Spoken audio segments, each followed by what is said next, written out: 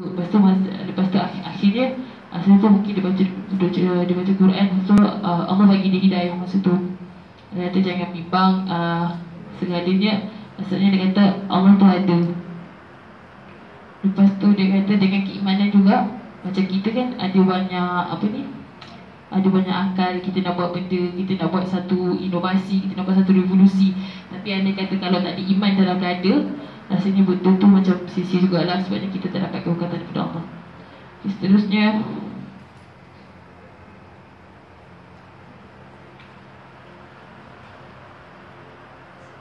lepas tu dia ada sebut pasal apa ni, sebab ni berkaitan dengan perempuan. Lepas tu dia cakap lah dalam risalah dia ni, ada orang tanya kat dia pasal perkahwinan Nabi dengan Zainab. Macam kita tahu, Zainab tu adalah isteri kepada anak angkat dia. Tapi Zaid ceraikan Zainab masa tu sebab merasa tidak sekufu. Macam Zainab ni adalah golongan yang golongan yang mulia. Lepas tu Syed Nursi kata lah, bagi dia kata perkahwinan ini berlaku macam kan orang kata Nabi berkahwin dengan Zainab macam sekadar nak melepaskan nafsu.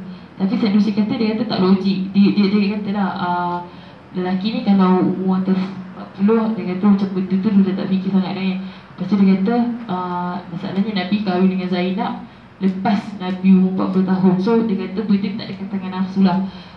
Dan dia kaitkan hikmah Allah menikahkan Zainab dengan Nabi ni.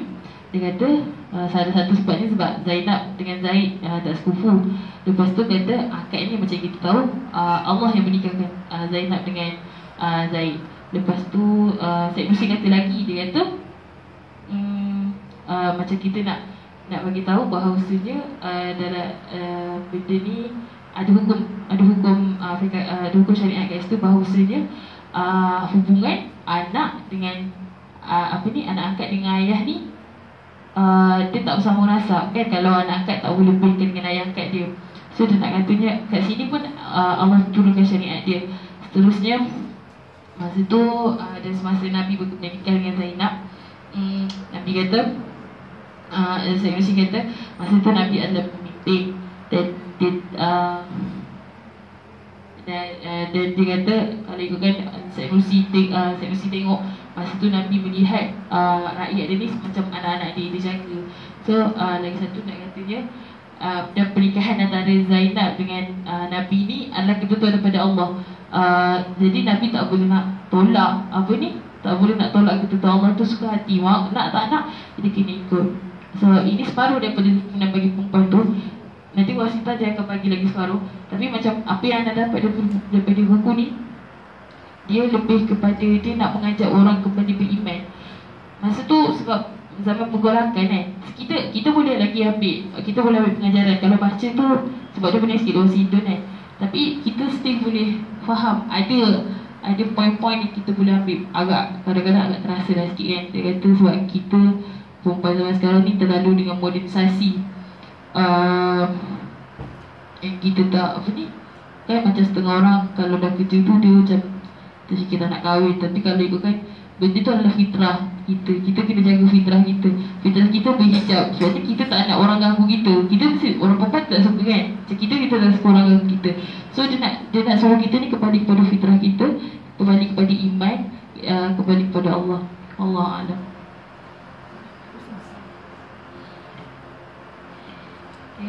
Assalamualaikum warahmatullahi wabarakatuh. Anda akan sambung separuh lagi daripada buku ni, separuh akhir buku ni. Anda nak tambah sikit masa pengenalan daripada buku ni. Buku ni macam Azana kata tadi, dia ditulis pada zaman kejatuhan Khilafah Uthmaniyah kan. Salah satu lagi kalau perasan buku ni, first dia start dengan risalah hijab. Kenapa dia start dengan risalah hijab? Sebab waktu tu zaman sekularisme kan, dia nak terapkan. Waktu tu Kamal Atatürk dia nak cuba buangkan hijab dekat kepala perempuan. Faham tak? Sebab tu dia sebut hijab dekat depan sekali. Sebab itulah antara salah satu kenapa risalah hijab dia letak kat depan. Lepas tu anda tengah masuk sebab untuk menjimatkan masa kan. Okay. Untuk separuh akhir buku buku ni ada 4 tajuk. Satu, dia semua daripada awal sampai akhir dia ada 13 tajuk. 13 tajuk. Yang tadi yang Hazana sebut tadi adalah tajuk 1 sampai 8. Yang Ana akan sebut ni adalah tajuk 9 sampai 13. Ada berapa tajuk? 13 ada 4 tajuk. 4 tajuk lah. Okey. Satu tajuk pasal kat sini kat tengah-tengah tajuk ni dia sebut, kalau tadi tu banyak dia sebut pasal pasal keimanan apa semua kan. Dia sebut pasal keimanan ni ni dah apa dia sebut lah pasal kenapa ada orang ni ada orang dekat dunia ni yang masih lagi tak beriman kan. Masih lagi tak beriman. Lepas tu ada yang sesat apa semua. Lepas tu kenapa saya cakap lah kenapa orang boleh sesat kan. Kenapa tak beriman. Sebab salah satunya adalah sebab dia menganggap dunia ni menganggap Tuhan ni menghukum kehidupan manusia. Faham tak macam ni? Menghukum sebab kan Allah menurunkan risalah kan. Risalah apa kata ada peraturan-peraturan yang kita kena ikut kat dalam hidup ni kan. So dia menganggap benda-benda tu menghukum kehidupan manusia. Manusia tak boleh maju dengan benda tu. Sebab contoh kalau perempuan kan, kalau dulu famous lah, kalau macam zaman-zaman dulu kan, kata perempuan digalakkan duduk kat rumah semua. Dia benda-benda tu menghukum kan. Dia orang tak boleh maju. Lepas tu pembangunan industri apa semua tak boleh nak terlihat disebabkan benda-benda tu. So lepas tu dia disebut pasal dua jalan yang kita kat dalam dunia ni kita ada dua benda yang kita boleh pilih. Satu, jalan sesat ataupun jalan kebahagiaan. Jalan sesat ni macam mana? Yang macam tadi lah, dia tak merasakan yang Allah ni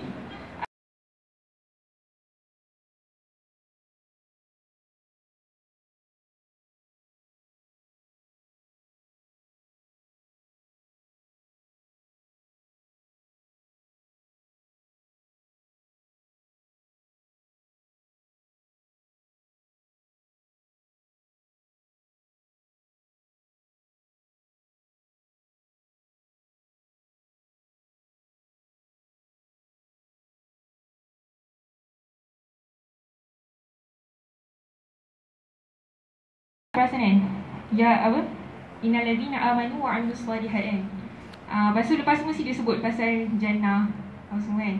Akhirnya dengan kita ikut segala apa yang diturunkan oleh Al-Quran ni, insya-Allah boleh menyelamatkan kita dari segala kesesatan yang ada kat dunia, kesesatan yang ada kat dunia ni. Sebab macam kita faham lah, dunia ni fana kan. Dunia fana, penuh dengan penuh dengan benda yang penuh dengan penipuan kan. Dengan penipuan harta, penipuan keturunan, penipuan kekuasaan, macam-macam lah. Kiranya dengan apa? Hanya dengan keimanan kan. Hanya keimanan yang boleh menyelamatkan kita daripada semua benda ni. Okay. Lepas tu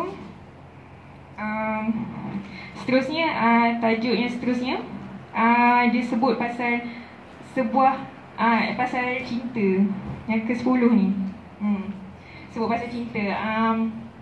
Dia sebut dah sebab kita selalu dengar kan orang kata jangan sampai kita cinta kepada dunia, jangan cinta kepada dunia kan, jangan letakkan dalam hati kita cinta kepada dunia. Lepas tu mesti macam adalah orang tanya kat dalam ni, ada sebut ada orang tanya kata macam mana kita tak nak cinta kepada dunia tu sedangkan memang fitrah kita akan mencintai perkara-perkara seperti kan. Lepas tu dia sebutlah kat situ.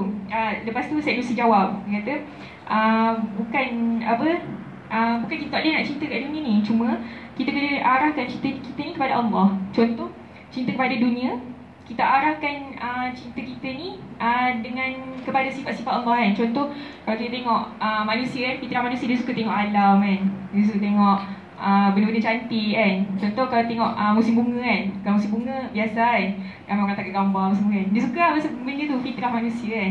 Kiranya kita sadarkan kecintaan kita, sukanya kita pada benda tu kepada sifat yang Allah ni maha pencipta kan. Allah ni maha berkuasa mencipta segala sesuatu, dan Allah ni maha cantik kan. Allah maha cantik dan menyukai segala benda-benda yang cantik kan. Gitu lah. Lepas tu semua ni kita kenalah bersyukur kan. Bersyukur dengan semua benda. Itu juga bersyukur tu juga adalah salah satu cara untuk kita menunjukkan cinta kita kepada Allah kan. Lepas tu lepas tu kita jadikan dunia ni sebagai ladang kita untuk menuai di akhirat nanti. Okay, jadikan segala apa yang ada dekat dunia ni. Contoh, kita ada harta yang banyak kan. Tak salah kalau kita ada harta yang banyak, tapi kita gunakan harta tu dengan kita infakkan kepada orang-orang yang memerlukan. Dengan cara-cara macam tu nanti akan dapat balasan dekat akhirat kan. Okay, lepas tu dia sebut juga pasal cinta kepada ibu bapa. Lepas tu dia cakap cinta, macam mana kita nak cinta kepada ibu bapa kan, dengan sebetul-betulnya. Dia sebut lah cinta kepada ibu bapa ni, kita sandarkan. Kalau kita tengok, biasa orang cakap macam okay, kita kena berbakti kepada ibu bapa kita kan. Ada setengah orang, dia faham benda tu, tapi kenapa last nanti, tua-tua nanti, dia tinggalkan ayah dia juga. Selalu ada jumpa macam tu.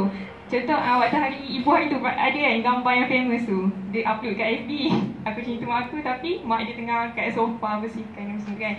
Okay, nak kata benda tu hakikat lah yang ada zaman sekarang ni. Upload macam-macam, cakap aku sayang mak ayah aku nak belajar sungguh-sungguh untuk mak ayah aku. Tapi benda tu last benda sama juga berlaku di akhirnya. Sebab apa? Sebab kita tak mengarahkan cinta kita kepada ibu bapa kerana Allah Subhanahu Wa Taala. Sebab kita tak rasa yang daripada ibu bapa kita itulah Allah mencampakkan rasa kasih sayang kan. Kita mendapat kasih sayang Allah tu melalui ibu bapa kita kan. Sebab benda-benda tu lah, sebab tu kita sampai jadi rasa terbeban. Kalau kita tak rasa yang mak ayah kita tu lah adalah sebab kita boleh hidup dekat dunia ni, dan sebab daripada mak ayah kita tu lah kita boleh masuk ke syurga nanti. Sebab tu lah kita rasa mak ayah kita ni ada beban pada kita kan. Beban untuk kita jaga dia apa semua kan. Gitulah. Lepas tu yang ketiga dia ada sebut pula pasal tingkatan cinta kepada nama-nama Allah kan. Sebab tadi ada sebut kan macam mana cara kita nak arahkan cinta kita ni kepada Allah adalah dengan arahkan kepada sifat-sifat Allah kan. Nama Allah sebagai Ar-Rahman, Allah sebagai Ar-Rahim, dan sebagainya lah. Dia cakap cinta kepada nama Allah ni, first, cinta disebabkan perkara-perkara dunia yang menzahirkan nama-nama Allah. Itu yang seperti yang anda cakap tadi lah, yang kat atas tadi tu. Lepas tu yang kedua, cinta sebagai simbol kesempurnaan ilahi. Dan yang ketiga, cinta kerana perlunya kita pada nama-nama tersebut. Dan Syed Nursi sebut dalam buku ni, yang ketiga ni lah adalah tingkatan cinta paling tinggi. Sebab cinta kerana perlunya kita pada nama-nama tersebut kan. Sebab fitrah kita, manusia, adalah kita memang memerlukan Tuhan kan. Kita memang memerlukan Tuhan. Kalau bukan kerana Tuhan, macam mana kita nak hidup kat dunia ni kan. Kalau tanpa keimanan, kita tak boleh hidup, kita tak boleh masuk ke syurga kan. Lepas tu yang keempat pula, ni dia sebut pasal hasil daripada cinta kita kepada Allah ni dekat dunia ni. Contoh cinta kita kepada ibu bapa kerana cinta kepada Allah kan. Macam mana hasil dia dekat akhirat nanti. Ya, ada 8 lah, ada 8 benda disebut. 8 benda.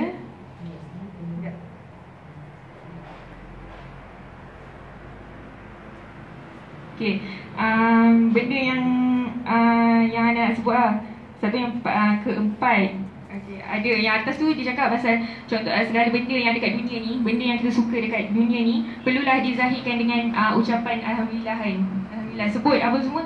Bila kita dapat segala-gala benda, kita puji kepada Allah. Dan benda tu nanti dia akan terwujud dekat akhirat. Contoh, kalau kita dapat harta kan, dapat harta, kita dapat harta dekat dunia ni, nanti dekat akhirat nanti akan bertambah-tambah lagi berganda-ganda harta tu dekat akhirat nanti.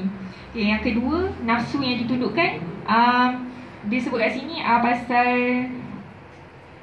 cinta kepada manusia lah, nafsu yang ditundukkan ni. Contoh kita Hazanah kan. Hazanah dia suka sangat dengan seorang ni kan.